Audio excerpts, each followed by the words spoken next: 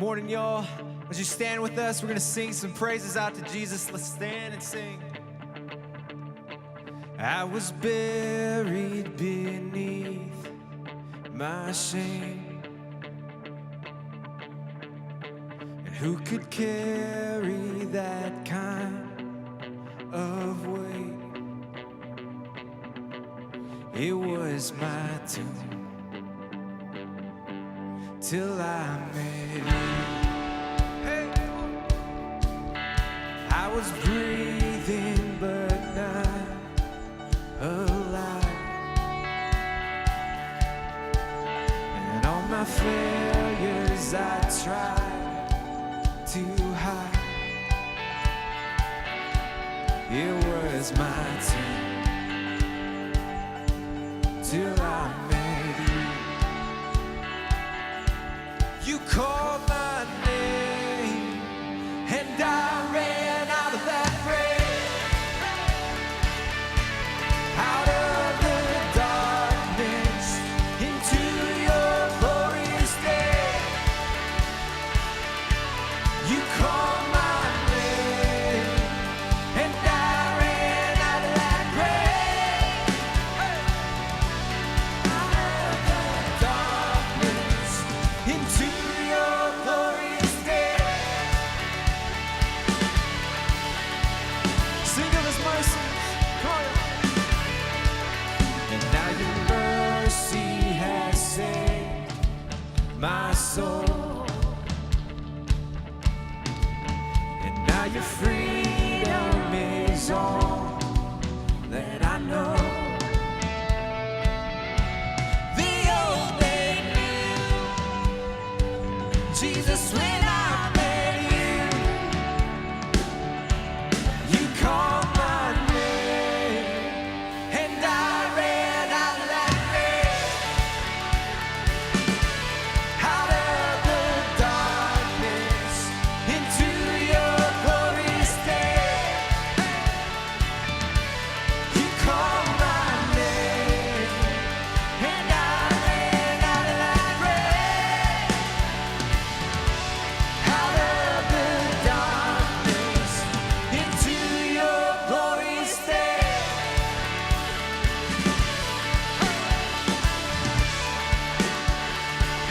Now let's put our hands together.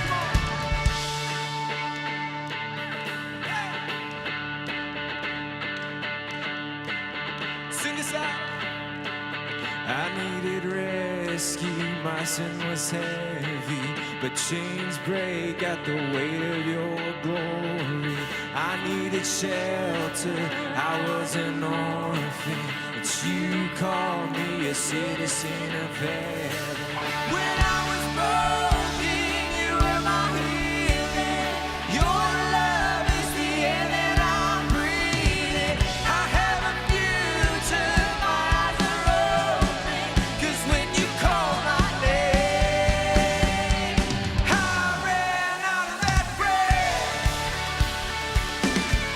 out of the darkness into your glorious day. You called my name and I ran out of that grave, out of the darkness into your glorious day.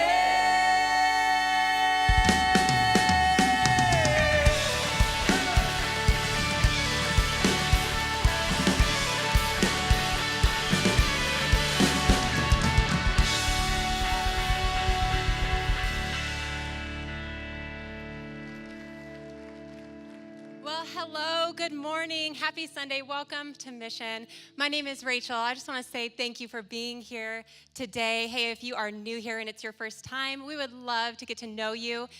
So be sure to head over to the hub after service today. We would just love to shake your hand, give you a gift. Now, in 2 weeks, it is a big weekend here at Mission. I'm going to tell you a little bit about that. On Saturday, the 28th, is Team Rally. Our staff is so excited, so pumped to be able to put on this event for all of the engaged people here at Mission. What that means is if you serve on a team, if you are connected in a group here, or maybe if you are investing financially in what God is up to here at Mission, we want you at Team Rally. But we do need to know that you're coming, so please register at missionaz.org. You don't want to miss it. It's going to be a blast. And then the next day is Sunday the 30th, and that is our back to school bash, which is going to be just so awesome for the kids. We have inflatables, the bounce houses, and some fun things going on that day. But the coolest thing about that day is we're going to end service just a little early for all of the parents in the room to meet your child's small group leader. And I have to say, as a mom of 3 kids here at Mission, there is nothing more valuable to me than the fact that my kids come and have a consistent small group leader to just know their name, love them, be praying for them every Sunday. It's just beautiful. It's awesome. So that is not next week, 2 weeks from today. So today we are going to sing a few more songs together, and then Shane Sanchez, our anthem pastor, is going to continue in the At the Movies series. But first, shake a hand, get to know all of those people around you.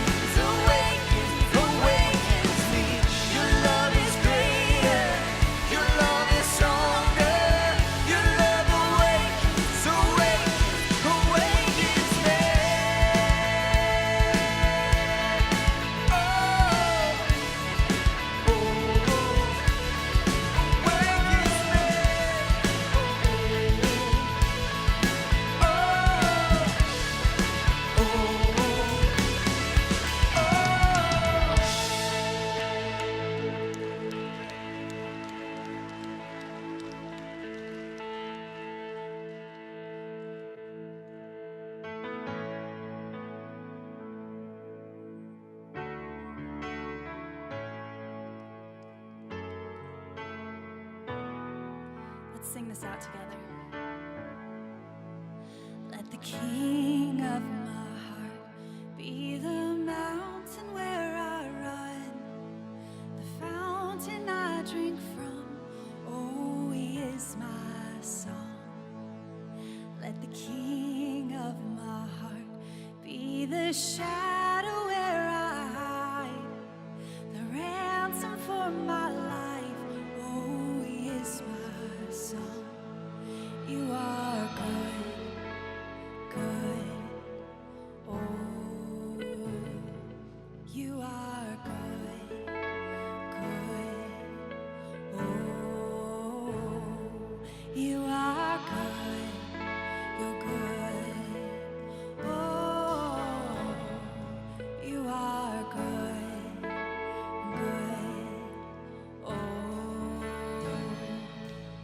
let the King of my heart be the wind inside my sails, the anchor in the waves. Oh, he is my song. Let the King of my heart be the fire inside my veins, the echo of my days. Oh, he is my song. Let the King of my heart be the wind inside my sails, the anchor in the waves. Oh, he is my song. Let the King of my heart be the fire inside my veins, the echo of my days. Oh, he is my song. You are good, you're good. Oh, you are good, you're good. Oh, you are good, you're good. Oh, you are good, you're good.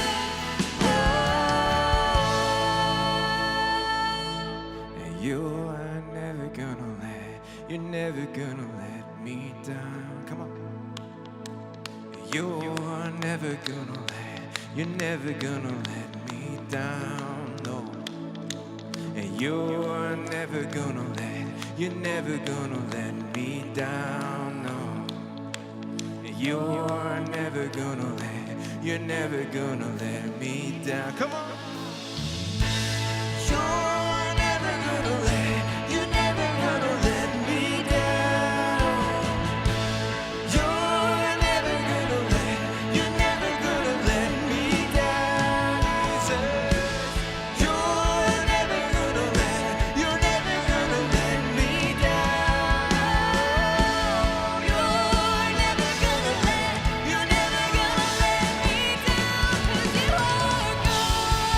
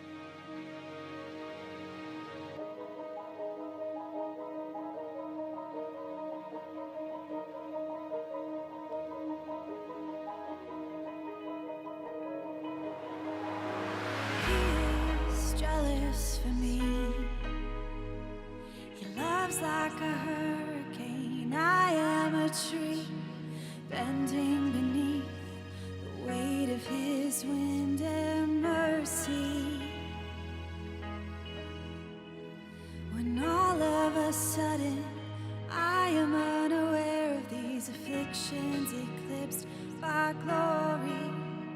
And I realize just how beautiful you are, how great your affections are for me.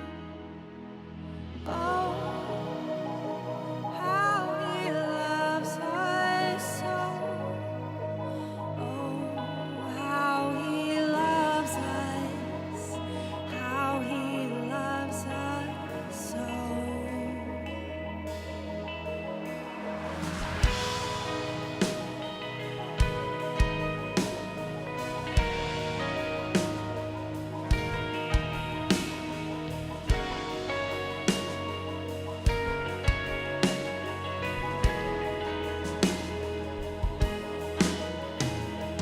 He is jealous for me. He loves like a hurricane. I am a tree bending beneath the weight of his wind and mercy. When all of a sudden I am unaware of these afflictions eclipsed by glory, and I realize just how beautiful you are and how great your affections are for me. He loves us. Oh, how he loves us. Oh, how he loves us. Oh, how he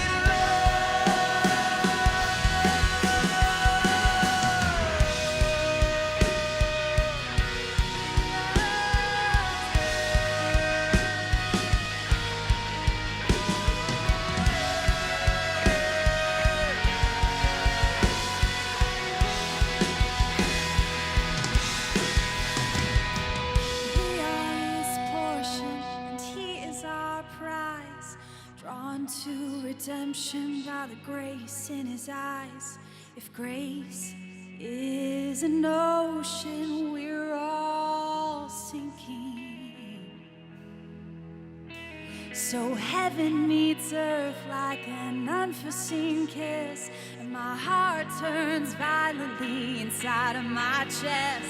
Well, I don't have time to maintain these regrets when I think about the way he loves us. Oh, how he loves us. Oh, how he loves us. Oh, how he loves. He loves us. Oh, how he loves us. Oh, how he loves us. Oh, how he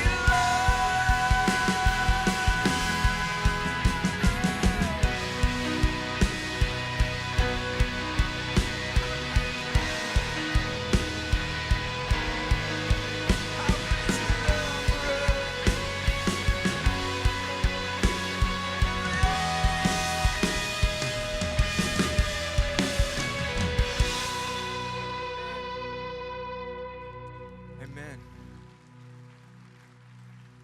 I absolutely love that line. I have no time to maintain these regrets when I think about the way that he loves. I love that when we focus on Jesus, somehow, some way, our worries and our doubts, our guilt and our shame sort of fade away. We don't have time to maintain those things because Jesus' love covers everything. It's a promise. Really, that line is a promise to us that we have a Father, a provider who cares for us. And he promises to hold us and hold us close. And I love that we get to celebrate that today, this morning together. When we lift our voices together, something happens in the kingdom, something happens in the world, and no one can take that away from us. Amen? Thanks so much for singing with us. You all can have a seat.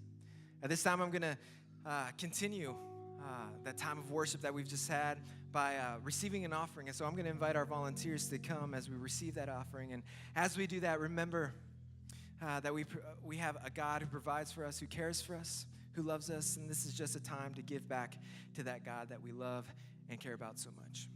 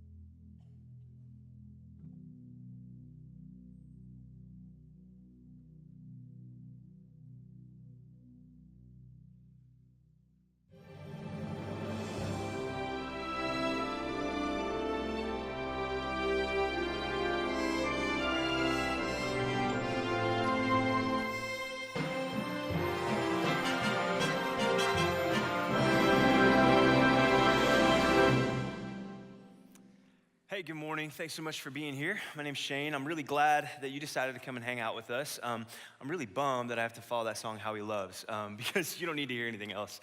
That song gets me every time. It is so powerful and so true. And honestly, we could stop there, because when you contemplate and whatever brought you in here today, when you think about those words and the fact that there is a God who loves you and is for you, it can change everything for you. That's what we're about as a church. So we're glad that you're here. I'm glad that we got to sing that song together, but I have 34 minutes and 33 seconds left, so I'm going to talk about something else. We're not just going to stop at that song.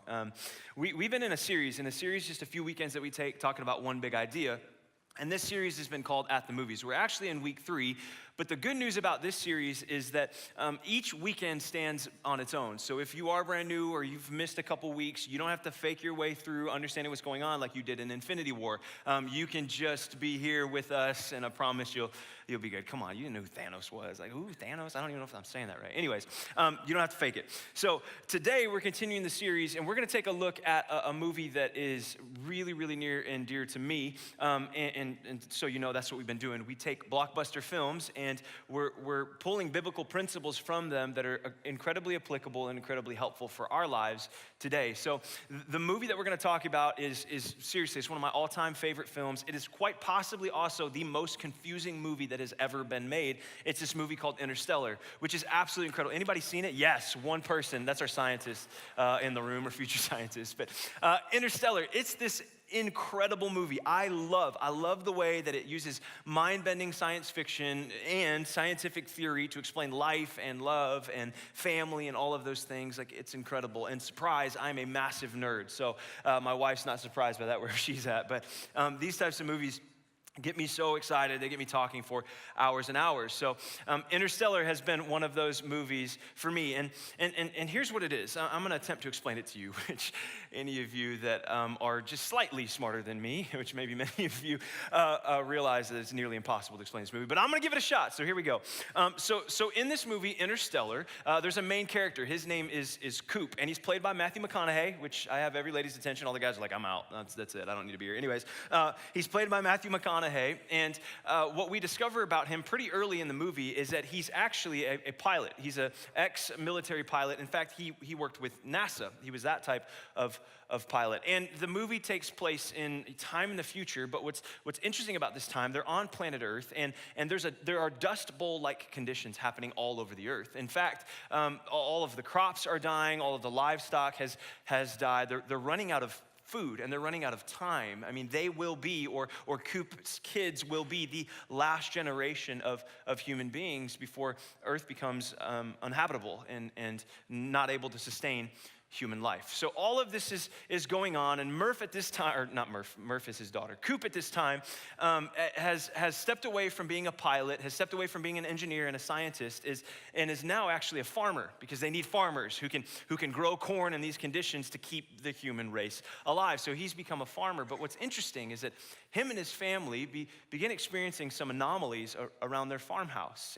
And the daughter thinks it's a ghost, the son thinks she's crazy, and the dad's just like, he's a scientist. So it's like, I'm sure there's an explanation. So something happens, and one of these anomalies takes place, and they realize that it's actually gravity, or some force that's using gravity to communicate with them. Well, in one of these anomalies, there's some sand falling, and gravity actually charts out some coordinates who Coop, as a pilot, would know to follow, some coordinates on a place to go. So they decide to go. Well, actually, Coop decides, and his daughter Murph sneaks in the truck with him, but Coop decides to go to this spot, wherever the coordinates would lead him. And what's so interesting is, as he follows the path, he runs into this secret NASA headquarters that nobody on Earth knew existed. They thought the space program, science as they know it, in many ways had stopped years and years before, because they were just trying to survive. So they get to this place, and once they're in this place, they meet a doctor, a scientist named Dr. Brand. And Dr. Brand, what they realize is he's actually been compiling and comprising a plan to save humanity. But this plan would require some people to do a very brave thing.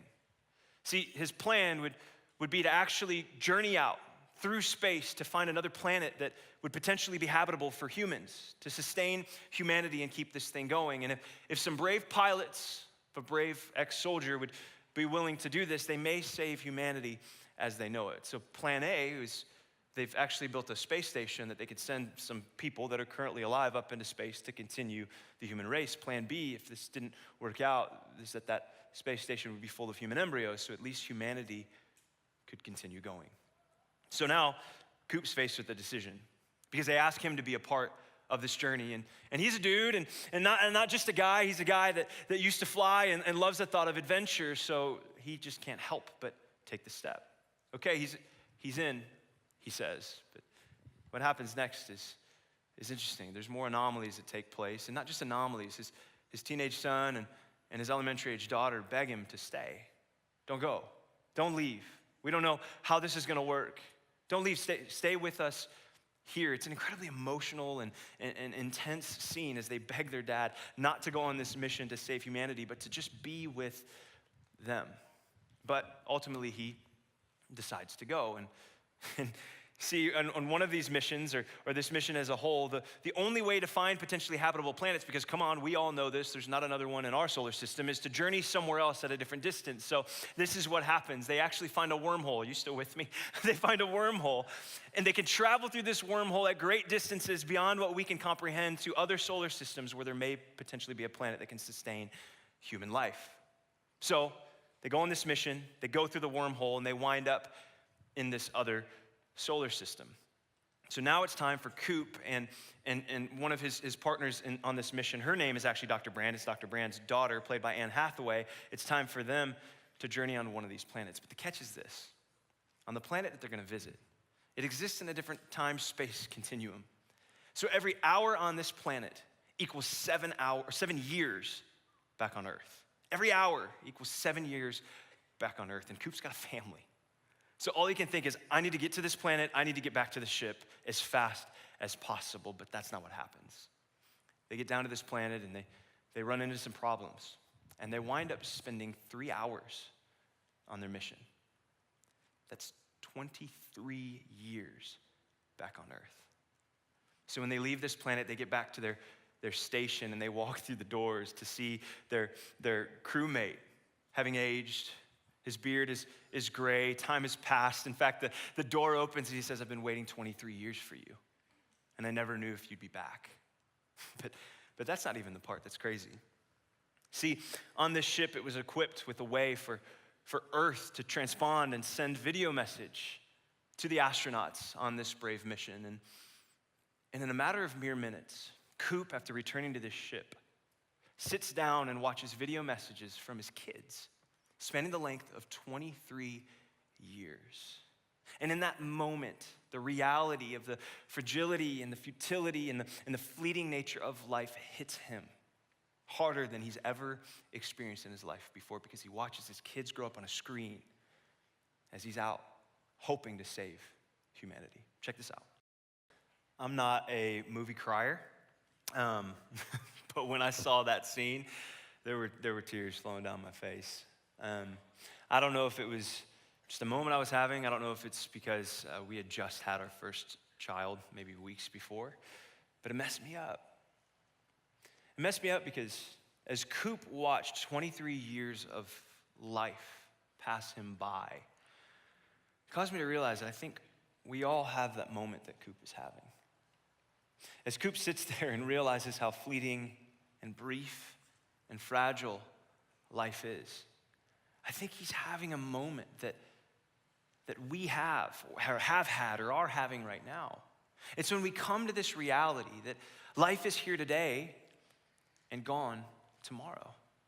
And if this reality hasn't hit you, they say ignorance is bliss, so I would say enjoy that. But for those of us that it has, I mean, we know what it's like to wrestle with this reality.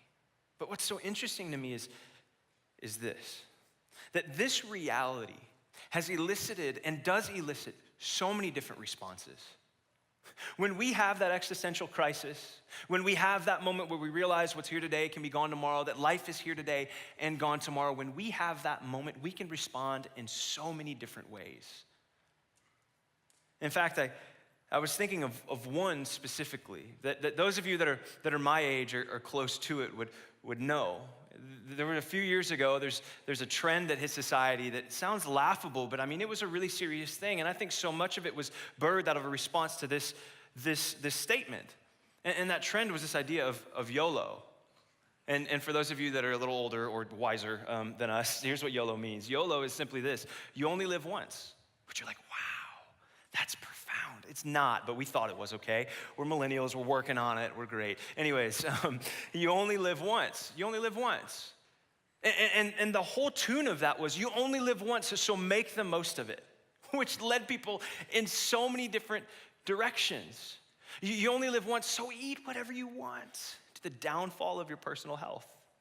You only live once, so collect as much material wealth as you possibly can, to the tune of an unquenchable appetite for more. You only live once, so pursue happiness however you possibly can, to the tune of addictive behaviors, sexual devastation, relational damage. You only live once, so build a legacy of success in your career, and you may have that, but you've devastated your family and your loved ones, your spouse, in the process. I mean, this is a common response when we come to that crisis of life is here today and gone tomorrow. We don't know what to do with ourselves. We're just like, YOLO, we'll figure it out, right? But then we wind up going down those routes and we realize that they lead us in all sorts of unhealthy, and all sorts of devastating, and all sorts of unfulfilling journeys. And I realize some of you are older and you're wiser, and you look at YOLO and you're like, that's laughable, that's ridiculous, that's what's wrong with this generation. But here's the deal. This isn't just age specific. This can happen to anyone, and here's how I know that. Have you ever heard of midlife crisis? Come on, you laugh, I know. But there's some really interesting statistics about midlife crisis. I mean, think about this. You might be going through this right now. You might know somebody who's going through this. Sometimes this is more of a 3/4 life crisis. But in moments, in the span of a year, in a season of life, people have been known to thrust themselves into financial ruin because they have this crisis of my life's almost over, or it's getting there, so what do I do now? I mean, people have been known to end decades-long marriages because they have this moment later in life of, what have I been doing? There's got to be something else. The grass is greener on the other side. People have thrown away their personal reputations because they have a crisis of time. They have a crisis realizing that life is here today and gone tomorrow. There's so many different ways we can respond to that reality when it hits us, and it will, or it has, or it is. There's so many different directions that we could take. I mean, even for those of you that don't relate to this, the sages among us, in 65 BC, the term carpe diem was coined, seize the day. And maybe you understand its implications. I mean, for a long time, people have been trying to figure out how to respond when that reality hits us that life is here today and gone tomorrow. And honestly, I think in all of our responses and all of our attempts, we're seeking the answer to this question. How do we get the most from the life we have? I mean, if it's here today and gone tomorrow, then how do I make the most of this moment? And it leads us to try all sorts of things. It leads us in all sorts of devastating directions. It leaves us fending for ourselves, trying to figure out how we can make the most of this one life that we have. But if so much of our wisdom, if so many of our attempts don't seem to be the actual answer, don't actually lead us to a place of fulfillment, then what does? I mean, if there is a perfect and full and perfectly crafted answer to this question, what would it be? Well, people have been asking that almost since the beginning of time. In fact, one of the most ancient writers in the Bible, his name is Moses, had a moment of this himself. See, Moses actually wrote the first 5 books of the Bible, and he had this incredible relationship with God. I mean, this is the burning bush guy. This is the part the Red Sea guy. This is the Pharaoh, let my people go guy. But yet he still has this moment. And we get to see it, this moment of going, life is here today and gone tomorrow. How do we make the most of it? What do we do? He has an existential crisis of his own. Even after all of that. I mean, this is the guy who heard the audible voice of God, who was led miraculously by God in almost everything he did, but yet still wondered the answer to this question. And we see this moment that he has. It's actually written in a little bit later of a book. It's not one of the 5 that he wrote in the Bible. It's this book of Psalms, which is a collection of letters, of praise, of song that are, some of them are lament. Some of it is just pure wisdom. And most of it was actually written by one of Moses' one of his, whatever kids are, named King David. And King David compiled this letter, but what's so interesting is that one of them, Psalm 90, is actually credited as a prayer of Moses. A prayer in a moment like Coop just had on screen and that like you and I might be having right now, that actually gives us insight into how to find the true answer to the question, how do we get the most out of the life we have? Let's look at this prayer together in Psalm 90 and see Moses' conversation with God. This is how he starts it. He said, Lord, through all the generations, you have been our home. See, what's interesting about Psalm 90 is that many believe that it was a prayer that Moses prayed himself, but also had his people that he was leading out of Egypt pray during the 40 years that they were wandering in wilderness between Egypt and Canaan, which is so interesting because if that's the case, they're actually homeless. They don't have a home. They don't have a place to lay their head. They're trying to figure out what's next. In fact, his people, they'd been in exile for a long, long time. Home was far from them. But Moses starts this prayer by going, God, wherever you are is home. You've provided our peace. You've provided our sanctuary. You've given us a place to feel at peace and feel at home. You and you alone, which is much different than how I start my prayers. Typically, I'm like, thank you for this day, which he's like, I know you're thankful. You pray that all the time. I'm like, I know. But Moses decides to go, hey, God, we don't have a home right now. We're not sure what's next. But I think we can find peace. I think we can find solace in you. And he continues, he says this, before the mountains were born, before you gave birth to the earth and the world, from beginning to end, you are God.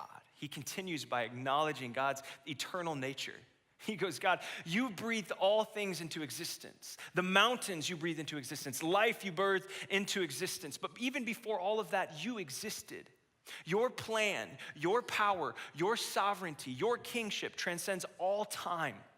From beginning to end, you are greater than us in our humanity. And then he goes on to contemplate the thing that I think all of us wrestle with from time to time. He says this, you turn people back to dust, saying, return to dust, you mortals. For you, 1,000 years are a passing day, as brief as a few night hours. Moses has this moment with God. He's like, God, I get it. You brought us into existence. But I realize that you are also the one who ends life. You're the creator, the sustainer. You have all control over all things. But to you, 1,000 years are as a passing day, as brief as a few night hours. On your scope of things, our lives, our time, our 70, 80, 90, 100 years, whatever it may be, are like nothing compared to the spans of your eternity, compared to the plans that you have for all humanity, including you and me. I mean, if you're not feeling insignificant yet, just check out what he says next. He says, you sweep people away like dreams that disappear. They are like grass that springs up in the morning. In the morning it blooms and flourishes, but by evening it is dry and withered. Moses is having this moment. He's having the coop moment with the God of the universe. And he's going, our lives are like a dream that we wake up and forget. You ever had one of those? Our lives are like grass that, we know this in Arizona, is cut and fresh in the morning and then dry and withered by evening. Just like that, it's gone. It's here today and it's gone tomorrow. He's expressing the reality that you and I all deal with, all wrestle with. He's expressing the reality that time and life is fickle and fleeting. So what do we do? Well, if we were to keep reading, which we're going to skip ahead a little bit, but in the following verses, there actually seems to be a bit of a digression. It seems like he goes in a different direction, but he actually doesn't. See, in the next few verses, he starts talking about things like God's wrath and our sin and our fallenness and our brokenness. But the whole acknowledgement, the whole point, the whole centerpiece of the conversation that he's having with God is this. He understands that everything we've just talked about, that's not the way that life was supposed to be. He's acknowledging that it's because of our sin, it's because of our imperfection, it's because of what we've done wrong that we've received an expiration date on our lives. And every single one of us have been born into an imperfect world, have participated in less than perfect behavior, action, thought, whatever it may be. Because of our sin, we've received, he calls it the wrath of God, we've received death. But that's not how God intended things. No. He created us to live eternally. He put his creation here so that we could thrive in the perfection and the beauty of his sovereignty and his power. And thankfully, Moses isn't done, because there's a way to still experience that, even in light of the fact that we know life is here today and gone tomorrow. Look at what he says. This is so important. Don't miss it. This is the key. Here's how. He says, teach us to realize the brevity of life. Teach us to realize the brevity of life. Moses, one of the greatest figures in human history, a man that had encountered and experienced God in ways we could never comprehend, is still going, show me how short life is. Help me to make sense of my past. Help me to make sense of my present. Help me to make sense of my future hopes and dreams. Just teach me, show me. But come on, we don't necessarily have a problem with this part. I mean, this is what we talked about. I mean, I think we all have those moments. We all have that crisis of realizing that life is here today and gone tomorrow. Our problem is how we respond to it. Our problem is not acknowledging this. I mean, come on, we acknowledge it, and that's where YOLO comes from. That's where midlife crisis comes from. That's where some of our worst decisions we have ever made came from. I mean, the reality is, acknowledging the brevity of life doesn't lead to a better life. I mean, that's part of it. It's important that we take that to an account, but we cannot stop there. And Moses wasn't done there either. So he says, teach us to realize the brevity of life. Show me what's been done, what's now, and to help me to understand what will be. Teach me about my life and its shortness. But there's a reason. Teach us to realize the brevity of life so that we may grow in wisdom, so that I can learn some lessons, so that I can gain the wisdom that it takes to get the most out of the one life that I've been given, so that I may gain your direction, I may gain your guidance, so I may gain your answers on how to experience the most out of my life, of how to get the most from this limited time I have left. And I mean, this is incredibly poetic. It's incredibly beautiful. There's another translation of this verse that says, teach us to number our days so that I may gain a heart of wisdom. Teach us to put our lives in perspective so that we can move forward wisely into the life that you created us to live. I mean, put simply, here's what this is saying. You get the most from life when you follow God's wisdom for life. That's the answer. I mean, right there. That's the answer to our existential crisis. That's the answer to the question that all of us as human beings will wrestle with, have wrestled with, or are wrestling with in our lives. But where do we begin? I mean, we hear this and it's like, I'm in. Let's do this. Let's move forward. Like, let's go. I'm gonna get some wisdom. Like, where though? Like, I don't know. Well, I think if we want to practically put this into motion in our day-to-day lives, as we leave here today, in this week, in this year, in a way that can change the direction of the rest of our days, I think we have to start where Moses did. I mean, practically.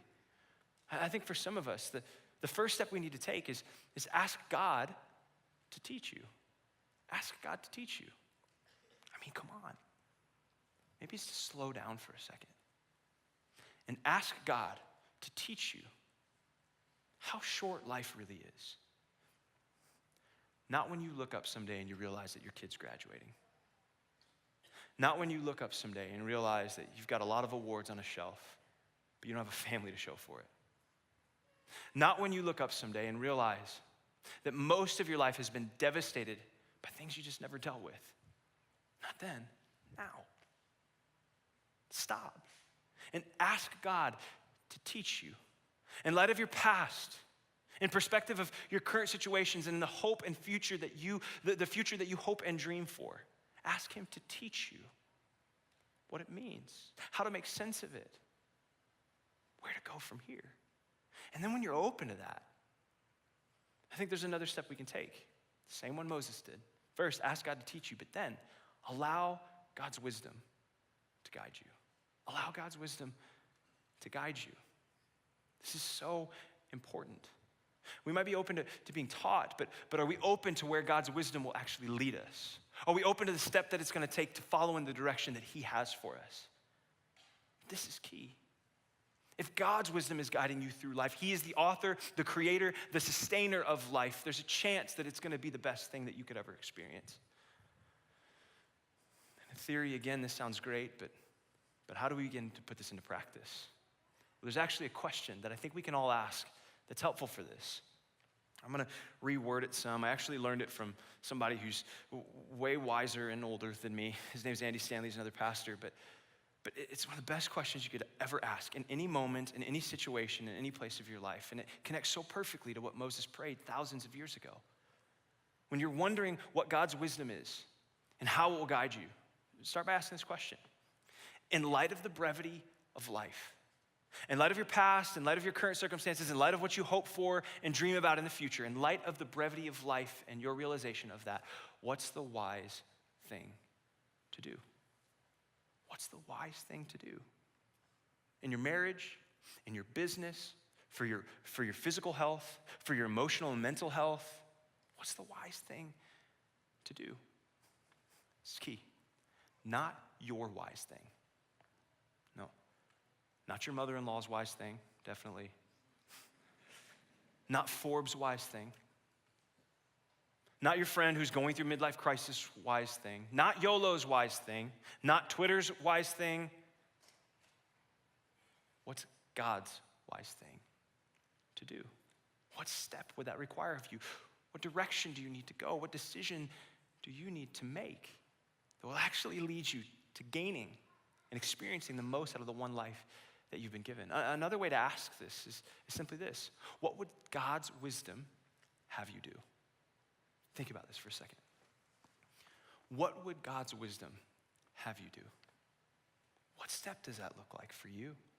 I mean, there's a bunch of different ways that we could practically apply this, but I've been thinking about this some and even had to take some steps recently in response to this question. But I don't know what it is for you. Maybe you're coming across some marriage trials that you've never experienced before in your 2 years of marriage or your 25 years of marriage. And maybe you need to get in a group alongside people just like you that have maybe gone through the very same things that you're going through and are seeking God's wisdom to guide them. I mean, there's so many ways. God decided to put his church in place, people like you and I in place who are following the wisdom and the leading of the Holy Spirit, the leading of him in their lives to help each other. So maybe it's to get in a group. I mean, maybe for some of us in this room, been battling addiction for years and years that is threatening to take life from you day by day. And maybe the step you need to take is to come here on a Friday night, to step in to celebrate recovery, to gain wisdom from people who are in recovery and healing from the very same things that you may be healing from, who sought God's wisdom and are on the road ahead of you. They can breathe life into you. I mean, maybe for some of us, guys, I'm gonna talk to you for a second because it's harder for us. Maybe you need to see a counselor. Maybe you need to work through some stuff from your past that's threatening to steal your future. We have to humble ourselves and ask for help from somebody who's seeking God's wisdom and can pour that same wisdom into us. Maybe for some of us, we just need to dust off our Bibles. I mean, God's word is ancient, but it's timeless, and it's full of wisdom. It's full of the words of his son, of Jesus, who is God in the fullness of human form, who is God with skin on. It's full of his words that will lead us and guide us through life. I mean, maybe for some of us in this room, it's just coming back here. Maybe you're new to all this. Like, where do I even begin to seek wisdom? Well, week in and week out, that's what we're gonna point you toward. We don't claim to have it just ourselves, but we claim to know the one who does. And week in and week out, we will point you to what he says is wise for your life, to the steps that he wants you to take. I mean, that's our whole mission as a church, to lead people to find thriving life in Jesus. So maybe the step is just to come back, to start asking questions, to start getting involved, to start contemplating whether or not the God of the universe actually knows what's best for the life he gave you. This is so important. I mean, the way we respond to the realization of life's brevity determines what we get out of life. So how will we respond? There's so many different ways. Maybe you've tried so many different things. I know I have from time to time. When the whole time, maybe God's been calling us. Maybe God's been asking us. Maybe God's been there waiting for us, going, just follow where I lead. Follow my wisdom, and I will show you how to have life and life to the full. In fact, his son Jesus said that was the very reason he came, to give us life and life to the full. So imagine if right now you got this. Imagine, no matter how old you are or how young you are, if the next 20 years of your life could be the best 20 years of your life. Even if you've already lived 40 or you've already lived 60 and you're looking back and going, I've already blown this, young buck. You don't know what you're talking about. You know what? I know you're still breathing. I hope you're still breathing. I know you're still breathing, which means you still have life left, which means God is not done, which means the next years of your life can be better than the first if you'll follow him.